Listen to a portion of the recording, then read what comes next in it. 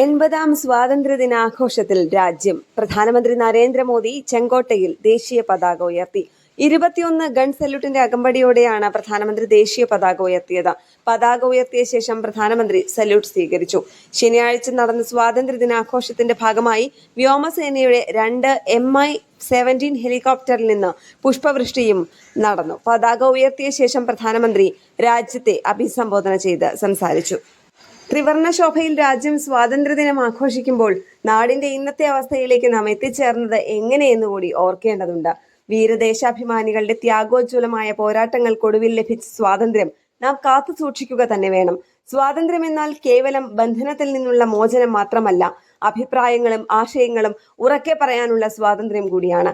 സർഗാത്മകതയുടെ അതിരില്ലാത്ത ആനന്ദത്തിന് തടസ്സമില്ലാത്ത അവസ്ഥ കൂടിയാണത്.